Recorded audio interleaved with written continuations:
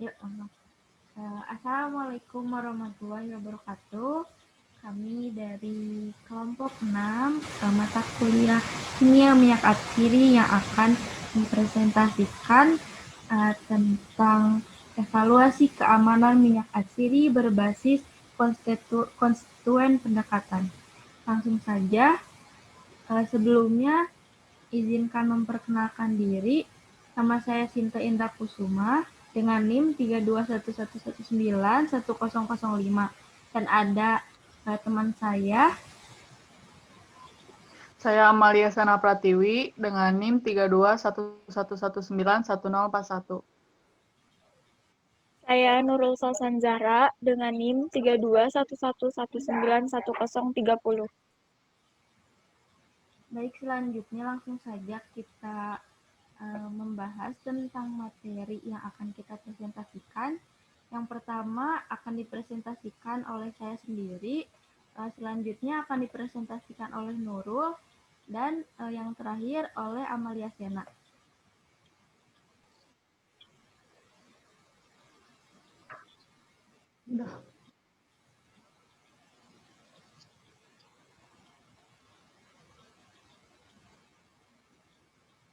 Nah, langsung saja kita dari kelompok 6, namun pembahasannya dari pembahasannya bab 7. Lanjut.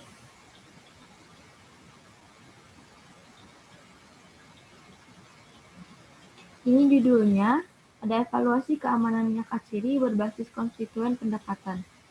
Lanjut.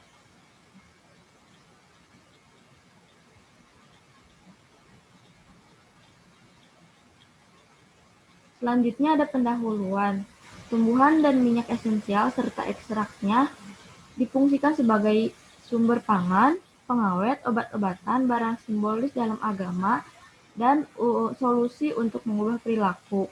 Kayu manis juga menunjukkan rasa pedas hangat yang menyenangkan setelah rasa aromanya yang khas pedas. Menurut Descoride, kayu manis adalah penyegar napas agar membantu pencernaan, menangkal gigitan binatang buas, mengurangi peradangan pada usus dan ginjal. Rasa dan wangiannya adalah campuran kompleks yang bekerja pada reseptor, pengecap, dan penciuman. Untuk minyak atsiri sendiri merupakan campuran bahan kimia yang kompleks. Pendekatan tradisional hanya efektif jika spesifikasi untuk komposisi dan kemurnian ditentukan dengan jelas. Selanjutnya,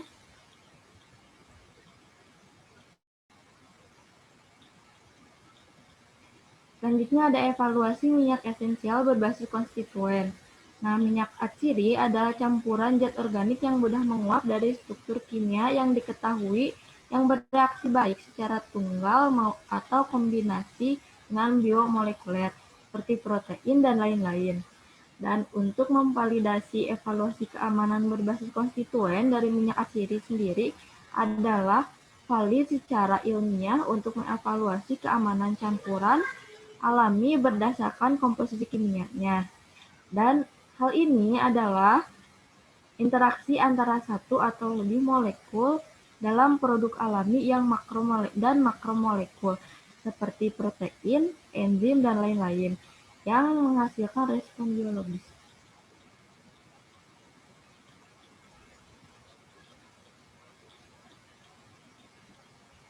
Selanjutnya ada ruang lingkup minyak esensial yang digunakan dalam makanan.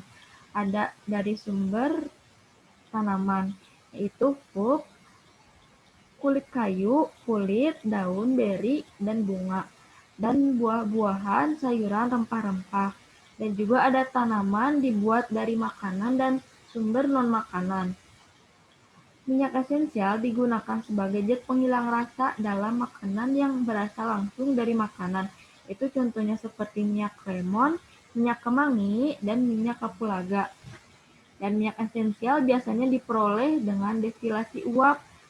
Jadi konstituen tanaman yang mudah menguap yang diisolasi, yang mengandung konstituen rasa non-volatil, yaitu misalnya gingerol dan zingeron dalam jahe.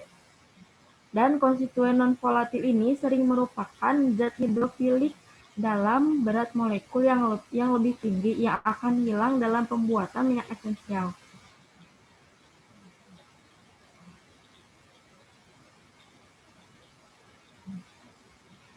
Dan selanjutnya ada pengolahan minyak esensial untuk fungsi rasa. Minyak atsiri dievaluasi untuk fungsi teknisnya sebagai pengharum. Nah, evaluasi ini biasanya melibatkan dengan cara analisis kromatografi gas dan analisis kromatografi cair.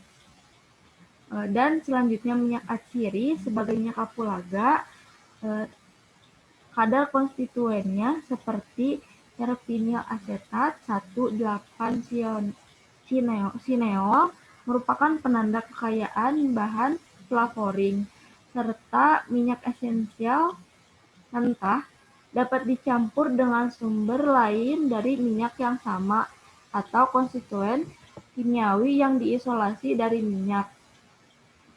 Dan komposisi minyak mentah yang diisolasi dari berbagai panen tanaman. Selanjutnya,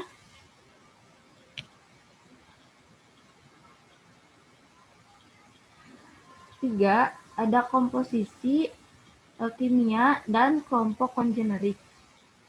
Kelompok kongenerik sendiri yaitu senyawa tunggal di mana yang senyawa A, B, C yang diakusisi yang akan disatukan menjadi satu kelompok. Nah, satu kelompok ini adalah minyak atsiri. Jadi, minyak atsiri itu mempunyai beberapa unsur atau beberapa senyawa, misalnya minyak atsiri dari minyak kayu putih. Nah, di minyak kayu putih sendiri, misalnya ada kelompok dan ada senyawa egenol dan linalol. Dan ada asam-asam yang lainnya juga, dia mempunyai karakteristik sendiri, misalnya pada cengkeh yang bisa bikin rasanya menjadi hangat. Selanjutnya ada jalur biosintetik utama. 1. Oksidasi lipoksigenase dari lipid. 2. Asam sikimat. 3. Isoprenoid. 4. Jalur fotosintesis. Selanjutnya, konstituen dari jalur biosintesis adalah tanaman variasi struktural dari unsur kimia dalam minyak atsiri terbatas. Nah, minyak atsiri biasanya mengandung 5-10 kelas kimia atau kelompok kongenerik yang berbeda. Kelompok kongenerik seperti terpenohidrokarbon alifatik mengandung lebih dari 100 konstituen yang teridentifikasi secara kimia. Ada kelompok kongenerik tunggal dan yang mendominasi. Selanjutnya,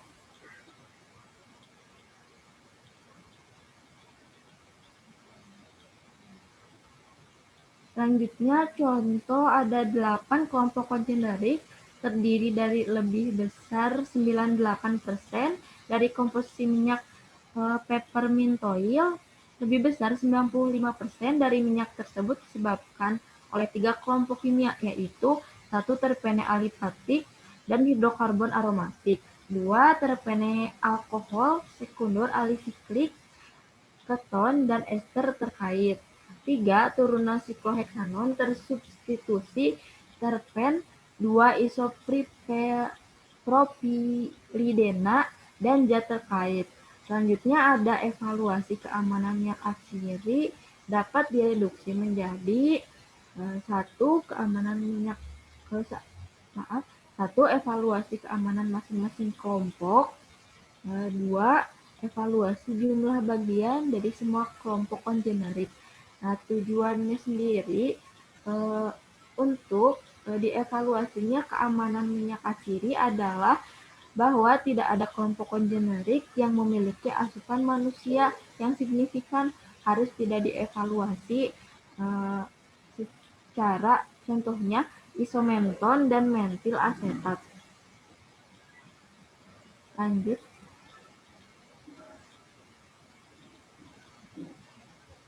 Selanjutnya ada persyaratan kimia dan uraian kimia minyak esensial. Evaluasi keamanan minyak atsiri melibatkan penentuan asal biologis, sifat fisik dan kimia, dan karakteristik mengenai zat lain yang relevan. Selanjutnya akan dijelaskan oleh teman saya, yaitu Nurul. Silakan. Terima kasih, Sinta. Di sini saya akan menjelaskan tentang pengambilan minyak atsiri.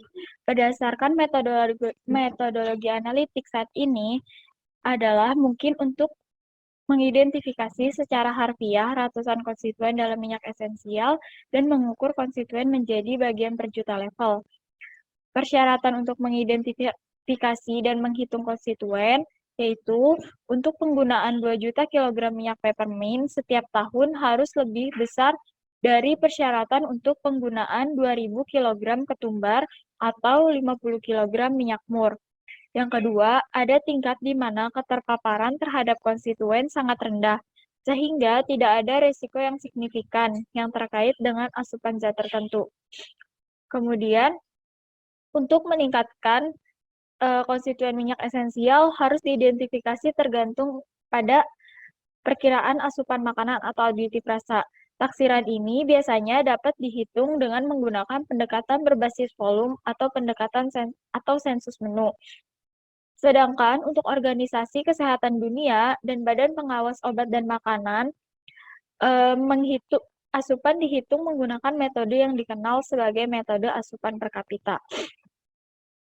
Untuk pendekatan berbasis volume mengasumsikan bahwa total volume tahunan penggunaan zat yang dilaporkan oleh industri didistribusikan ke sebagian dari populasi yang mengonsumsi zat tersebut. Jadi, pendekatan berbasis volume ini, volume total per tahunan dikelompokkan, kemudian didistribusikan ke sebagian yang mengonsumsi zat tersebut. Sedangkan untuk sensus menu, yaitu didasarkan pada konsentrasi bahan minyak esensial yang ditambahkan ke setiap rasa, jumlah rasa yang ditambahkan ke setiap kategori makanan, porsi makanan yang dikonsumsi setiap hari, dan total semua paparan di semua jenis makanan.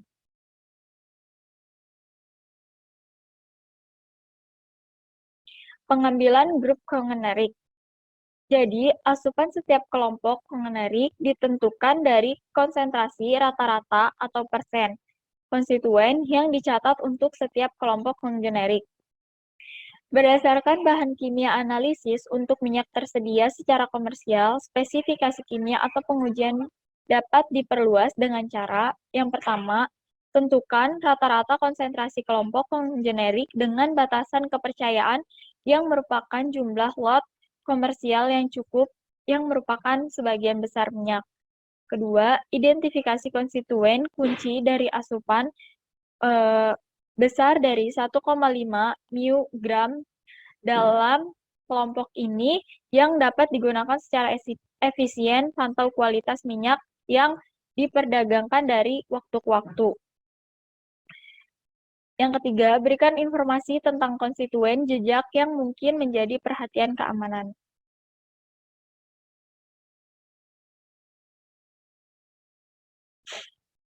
Yang pertimbangan keselamatan untuk minyak esensial konstituen dan data kelompok generik, yaitu yang pertama, A. Keamanan minyak atsiri hubungan dengan makanan.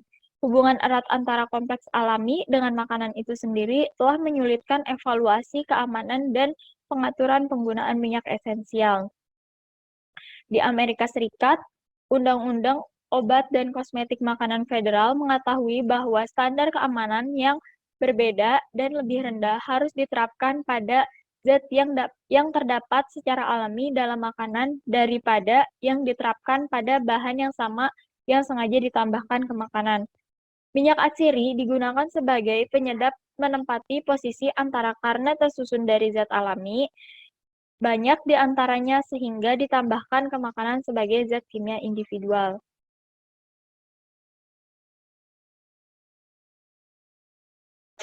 Kemudian, evaluasi keamanan minyak esensial yang memiliki riwayat penggunaan terdokumentasi dalam makanan, dimulai dengan anggapan bahwa minyak tersebut aman berdasarkan sejarah panjang penggunaan pada berbagai paparan manusia tanpa efek samping yang diketahui. Tren konsumen baru-baru ini yang telah mengubah pola makanan konsumen yang khas juga mengubah tingkat paparan minyak esensial dalam berbagai cara. Sebagai salah satu contoh, perubahan penggunaan kayu manis dalam kue kayu manis rendah lemak akan mengubah asupan untuk populasi ke makanan khusus. Kedua, peningkatan perdagangan internasional telah dibarengi dengan penurunan hambatan budaya makan, yang mengarah pada pengenalan tumbuhan baru dan ekstrak tumbuhan dari lokasi geografis yang sebelumnya terpencil. B. Keamanan konstituen dan kelompok kongenerik pada minyak esensial. Data ilmiah yang luas tentang konstituen utama yang paling sering muncul dalam minyak esensial tidak mengungkapkan hasil apapun, yang akan menimbulkan masalah keamanan pada tingkat paparan rendah. Bahkan pada tingkat asupan yang tinggi ini, mayoritas konstituen tidak menunjukkan potensi karsinogenik. Dalam sebagian besar penelitian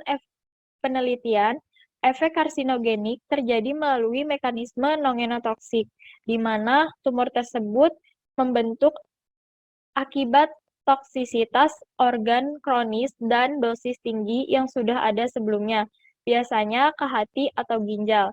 Mengingat sejarah yang panjang penggunaannya, kecil kemungkinannya ada minyak esensial yang dikonsumsi oleh manusia yang mengandung konstituen yang belum dipelajari, merupakan karsinogenik non-genotoksik lemah pada tingkat dosis tinggi kronis. Potensi toksik dan karsinogenik yang ditunjukkan oleh bahan kimia penyusun dalam minyak atsiri sebagian besar dapat disamakan dengan potensi toksik dari kelompok generik yang memiliki bahan kimia tersebut. Selanjutnya akan dilanjutkan oleh teman saya, Amalia Sena. Terima kasih, Nurul. Selanjutnya ada panduan dan contoh evaluasi keselamatan minyak esensial.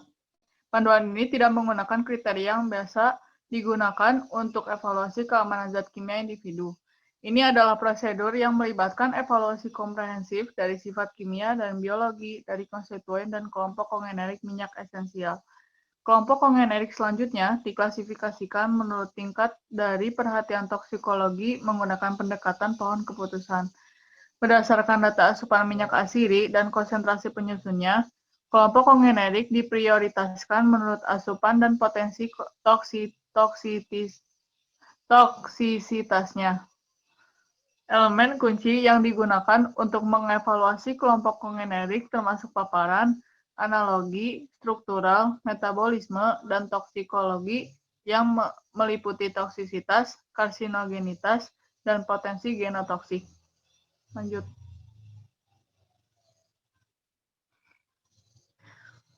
Unsur-unsur panduan evaluasi keselamatan minyak esensial.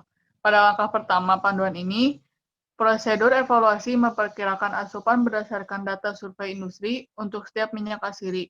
Kemudian mengatur konstituen yang diidentifikasi secara kimiawi yang memiliki asupan kurang dari 1,5 mikrogram per hari ke dalam kelompok kongenerik yang berpartisipasi dalam jalur metabolisme yang sama dan menunjukkan potensi toksik yang serupa. Keamanan minyak atsiri dievaluasi dalam konteks semua kelompok kongenerik dan data terkait lainnya. Tujuan utama dari panduan dan evaluasi selanjutnya adalah untuk memastikan bahwa tidak ada bagian minyak esensial yang tidak dievaluasi secara signifikan.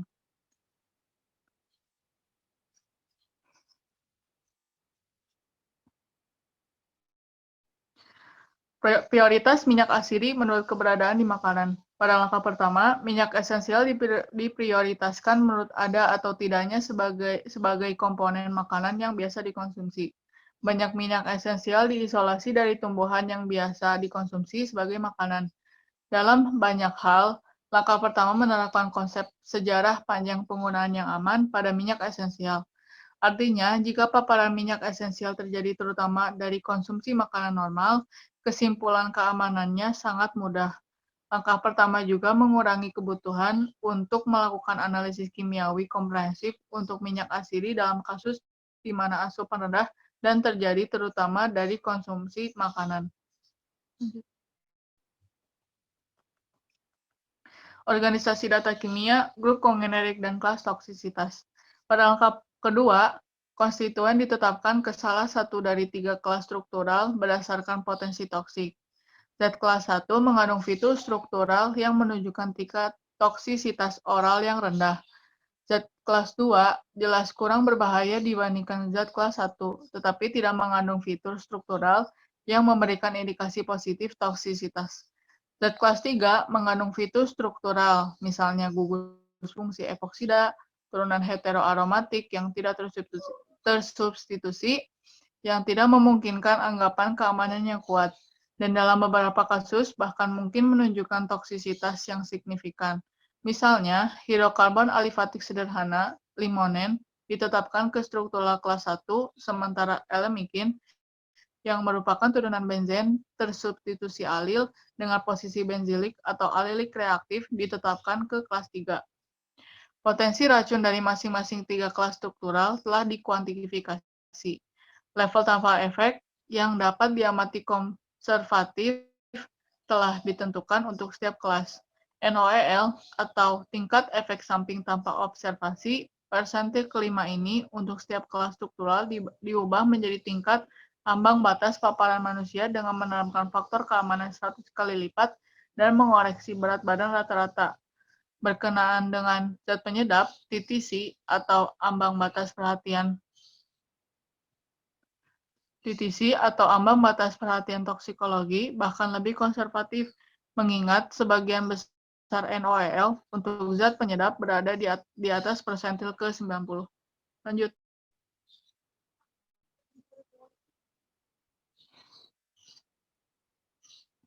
Langkah ketiga adalah langkah kunci dalam panduan ini. Ini mengatur konstituen kimia menjadi kelompok kongenerik yang menunjukkan sifat kimia dan biologi umum. Dalam kerangka ini, tujuannya adalah untuk terus membangun pemahaman yang lebih lengkap tentang penyerapan, distribusi, metabolisme, dan ekskresi anggota kelompok kongenerik dan potensinya untuk menyebabkan toksisitas sistemik. Di dalam pedoman, kelas struktural dari setiap grup kongenerik ditetapkan berdasarkan kelas struktural tertinggi dari setiap anggota grup. Langkah keempat, menggabungkan data analitis yang tersedia untuk konstituen dalam minyak esensial ke dalam pendekatan kelompok kongenerik. Pertama, presentase konstituen individu yang membentuk setiap kelompok kongenerik dijumlahkan. Presentase tertinggi yang ditentukan untuk setiap konstituen digunakan untuk menghitung jumlah total untuk setiap grup kongenerik karena ini memberikan jumlah tertinggi dari setiap grup kongenerik di dalam minyak.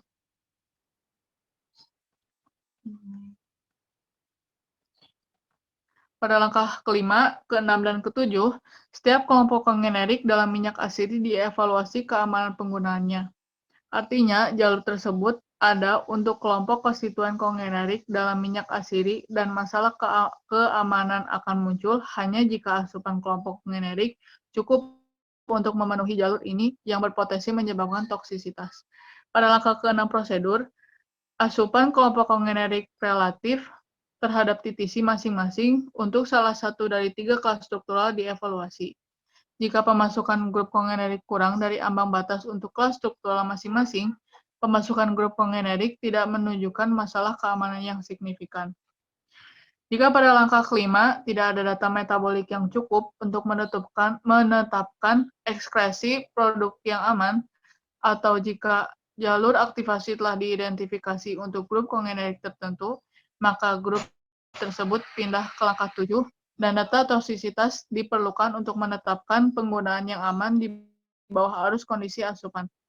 Jika metabolit reaktif terbentuk pada tingkat asupan yang rendah dan zat alami, analisis rinci data toksisitas yang bergantung pada dosis harus dilakukan. Jika pada langkah 7, database dari data toksikologi yang relevan untuk anggota perwakilan atau anggota kelompok kongenerik menunjukkan bahwa ada margin keamanan yang cukup untuk asupan kelompok kongenerik, anggota kelompok kongenerik tersebut disimpulkan aman di bawah kondisi penggunaan minyak esensial.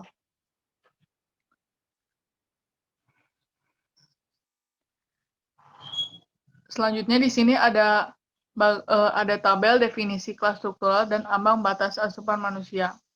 Untuk kelas pertama, struktur dan data terkait menunjukkan tingkat toksisitas rendah. Jika digabungkan dengan paparan manusia yang rendah, mereka harus menikmati prioritas yang sangat rendah untuk penyelidikan. Kriteria untuk bukti keamanan yang memadai juga minimal.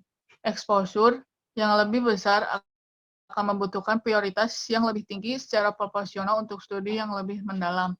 Kelas 2, zat perantara. Mereka kurang jelas, tidak berbahaya dibandingkan dengan kelas 1, tetapi tidak menawarkan dasar indikasi positif toksisitas atau kurangnya pengetahuan karakteristik mereka yang ada di kelas 3.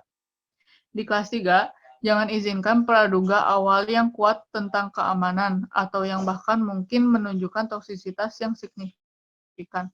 Dengan demikian, mereka berhak mendapatkan prioritas tertinggi untuk penyelidikan, khususnya ketika asupan per kapita tinggi dari subbagian populasi yang signifikan memiliki asupan yang tinggi, bahaya tersirat akan memerlukan bukti paling luas untuk keamanan dalam penggunaan.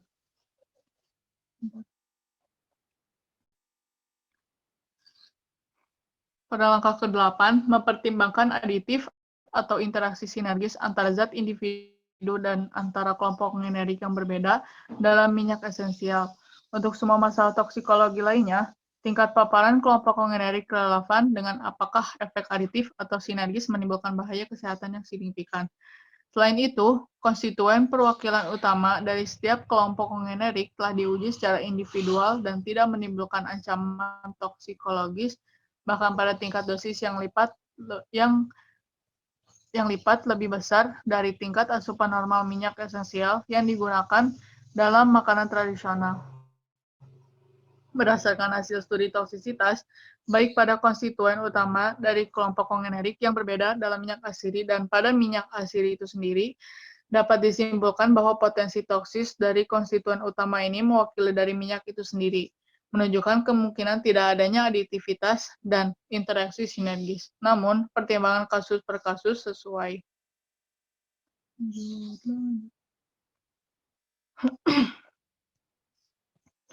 Ringkasan materi ini adalah evaluasi keamanan minyak asiri dilakukan dalam konteks semua data yang tersedia untuk kelompok generik konstituen yang teridentifikasi dan kelompok konstituen yang tidak teridentifikasi.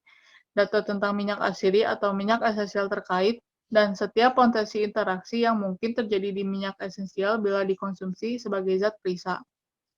Panduan ini memberikan pendekatan berbasis kimiawi untuk evaluasi keamanan minyak esensial. Konstituen kimia kemudian dimasukkan ke dalam kelompok generik yang terdefinisi dengan baik yang dibentuk berdasarkan informasi biokimia dan toksikologi yang luas. Dan ini dievaluasi dalam konteks asupan kelompok generik yang dihasilkan dari konsumsi minyak esensial. Fleksibilitas panduan ini tercermin dalam fakta bahwa asupan tinggi kelompok generik mayor dengan perhatian toksikologi rendah akan dievaluasi bersama dengan asupan rendah kelompok generik minor dengan perhatian toksikologi signifikan. Panduan ini juga memberikan evaluasi komprehensif terhadap semua kelompok generik dan konstituen yang bertanggung jawab atas sebagian besar komposisi minyak asiri.